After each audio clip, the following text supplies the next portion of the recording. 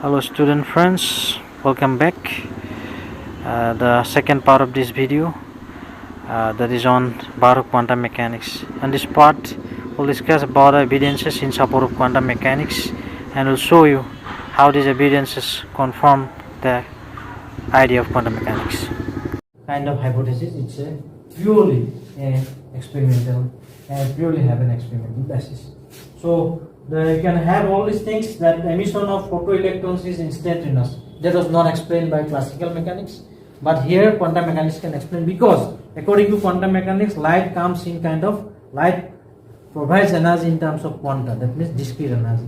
So a photon can instantaneously come out of a surface. While if you explain with the help of classical electromagnetic theory, it would take 1 month, maybe 1 day or 1 week or 1 month or maybe 1 year in coming out of while ejecting an electron from a metal surface with some kind of source of energy. So this was number one explanation. The second one was that the energy of the photoelectron remains the same whether the light source is bright or dim. That means if you put a very intense source of light or maybe a very dim light, even then also the energy of the photoelectrons will be same. That means what? It does not depend on the intensity of the source, light source. It is not. It is independent. That energy of the electrons which are being emitted from the from the metal is not actually related with the intensity of the source. It is actually related with the frequency. So this is thing that, but classically electromagnetic theory says that more the energy you put on the metal, the electrons will be ejected with more kinetic energy, higher kinetic energy. But this is not supported by experimental evidences. Experiment says that that photoelectrons are emitted, and even if you have a very intense light, the energy of the photoelectrons are same. And even if a very dim light can produce a high energetic photoelectron, that definitely means that it is independent of intensity. The energy of the photoelectrons is independent of intensity. So this famous photoelectric equation he put forward by Einstein, where kmx equal to h nu minus h phi naught equal to h nu naught equal to h nu minus nu naught. So this equation is known as photoelectric equation and explains the emission of photoelectrons. For example, this phi naught means the minimum amount of energy that the radiation should have so that the electron can eject out. So and that phi naught is actually is related to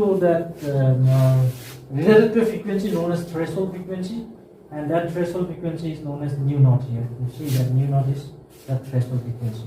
So phi naught equal to h nu naught, and phi naught is the work function, the minimum energy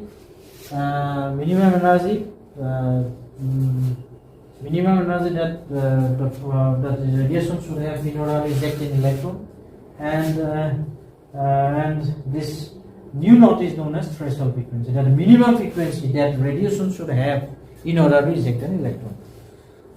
Okay. So it's obvious that if the frequency of the radiation is greater than that threshold frequency, only then that photoelectron emission is possible.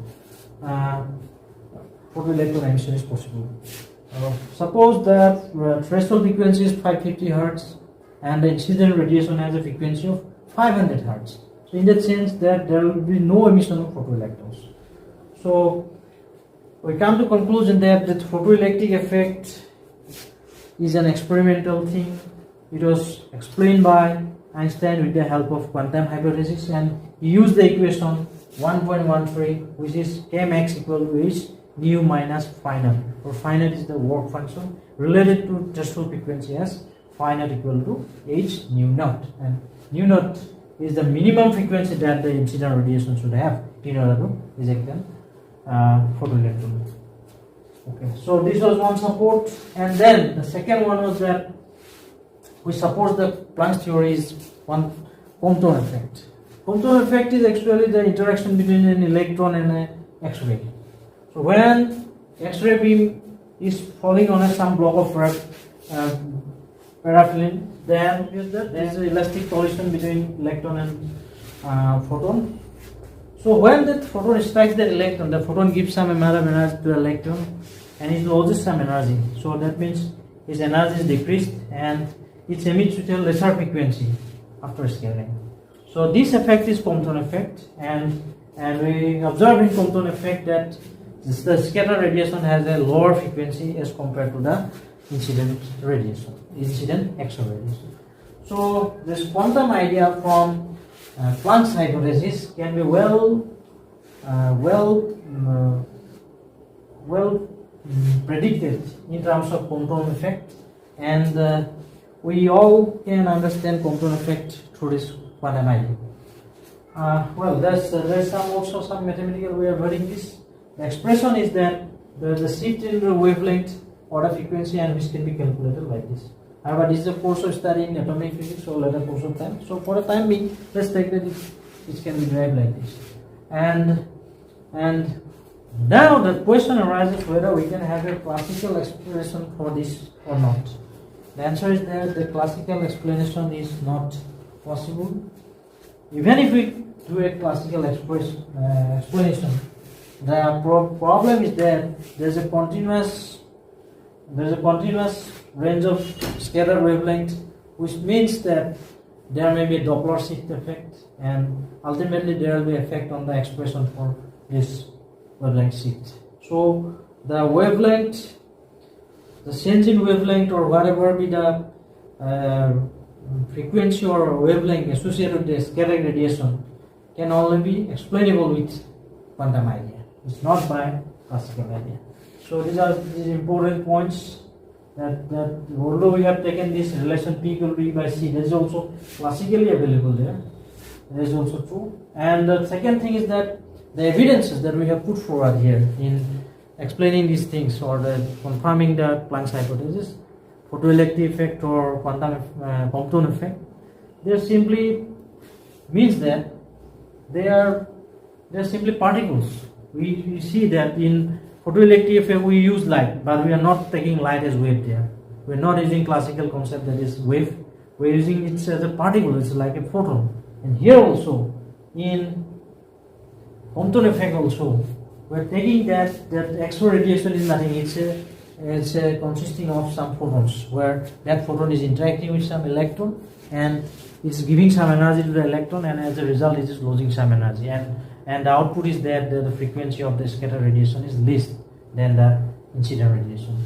But that's all about Compton effect. So in both the cases, light or X-ray, they are not treated as wave, they are treated as particle. So we come to conclude that photoelectric effect or Compton effect, they firmly establish the fact that Planck's quantum hypothesis is a real thing, a thing that we must take care of to explain the experimental things like photoelectric effect and Compton effect. And thus we can say that a new thinking is required, because that we have now the belief to believe that new thinking, and thus the firm establishment of quantum mechanics was well underway.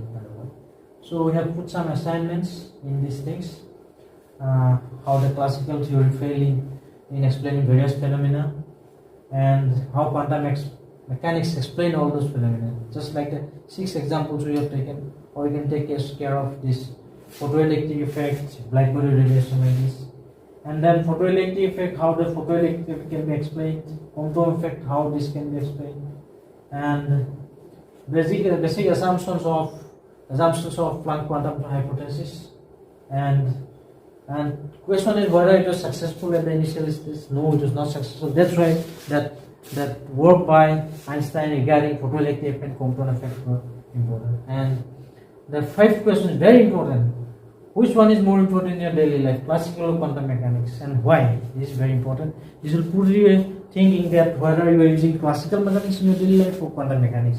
If not you are not using quantum mechanics, then why? That's the thing. And then how quantum mechanics turns into classical mechanics. These are the things, and also that Bohr's correspondence principles with some theoretical explanation all about this, and also its significance. These are certain things that you can find in these videos, the two videos from where you can get the ideas and can solve out these problems.